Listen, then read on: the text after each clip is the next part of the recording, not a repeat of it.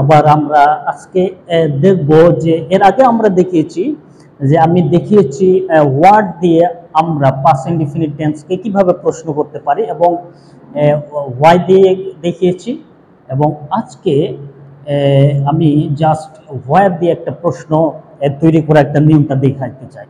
তো এখানে হোয়ার মানে আমরা প্রশ্ন করতে পারবো শুধু কোথায় বা কোনো স্থানকে, বিশেষ করে যদি আমরা কোনো স্থানের বিষয়ে যদি প্রশ্ন করতে চাই, স্থান যদি আমরা জানতে চাই, তাহলে হোয়ার দিয়ে আমরা প্রশ্ন করতে পারি। তো এই পাস্ট ইনডিফিনিট টেন্সে এই where plus D plus subject plus verb extension যদি প্রয়োজন হয় আমরা দিতে পারি, প্লাস এই প্রশ্ন চিহ্ন দিয়ে একটা সেন্টেন্স আমরা কিন্তু গঠন করতে পারি। এবং একটা সেন্টেন্স যখন আমরা গঠন করতে পারবো তাহলে সেখানে দেখা যাবে যে আমরা শত শত সেন্টেন্স অনেক সহজে আমরা কিন্তু তৈরি করতে পারবো। মূল জিনিসটা হলো যে আসলে সূত্র যদি আমাদের ক্লিয়ার থাকে, এখানে সূত্র যদি আমাদের ক্লিয়ার থাকে আমরা কিন্তু একটা সেন্টেন্স দিয়ে অনেক অনেক অনেক সেন্টেন্স কিন্তু আমরা গঠন করতে পারবো।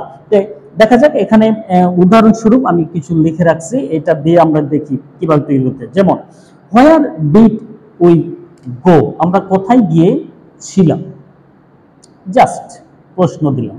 তারপরে হোয়ার ডিড ইউ গো, তুমি কোথায় গিয়েছিলে, একটা আমি জায়গার কথাটা জানতে চাইছি সাপোজ। তারপরে হোয়ার ডিড হি গো, সে কোথায় গিয়েছিল, তার জায়গার কথাটা আমি প্রশ্ন করছি। তারপরে হোয়ার ডিড সি গো, সে কোথায় গিয়েছিল। তারপরে বলছি হোয়ার ডিড বয় গো, বালকটি কোথায় গিয়েছিল। হোয়ার ডিড গার্ল গো, মেয়েটি কোথায় গিয়েছিল বা বালিকাটি কোথায় গিয়েছিল।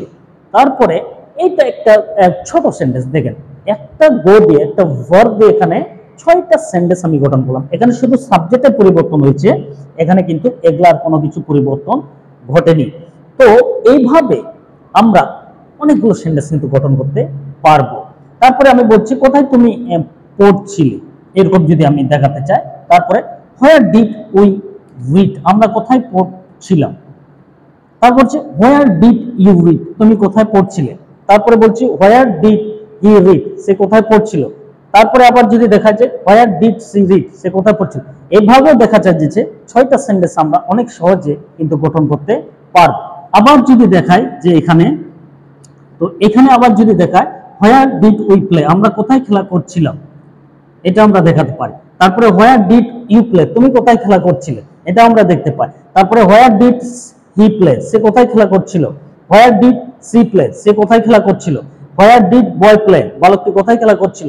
হোয়ার ডিড গার্ল প্লে, বালিকাটি কোথায় খেলা করছিল। তাহলে একটা সূত্র দিয়ে দেখা যায় যে শুধু এই প্লেটা এখানে শুধু চেঞ্জ করে এখানে কতগুলো সেন্টেন্স আমরা গঠন করতে পারছি, শত শত সেন্টেন্স আমরা এখানে তৈরি করতে পারবো অনেক সহজে। সুতরাং এই সূত্রটা হলো মেন জিনিস, এই সূত্রটা যদি আমরা মনে রাখতে পারি তাহলে অনেকগুলো সেন্টেন্স অনেক সহজে আমরা কিন্তু তৈরি করতে পারবো এবং কাউকে অনেক সহজে প্রশ্ন করতে পারবো। তাহলে এই সূত্রটাই আমাদেরকে সাহায্য করবে সেন্টেন্সটি গঠন করতে। কিন্তু এই সময়টা আমাদের মনে রাখতে হবে, এটা হলো পাস্ট ইনডিফিনিট টেন্স, তার মানে অতীতকালে কোনো এক সময় এরকম কোনো ঘটনা যখন ঘটেছিল সেই বিষয় আমরা তুলে ধরতে চাইছি এবং সেটা কোথায় হয়েছিল, জায়গাটাকে আমরা প্রশ্ন করতে চাইছি।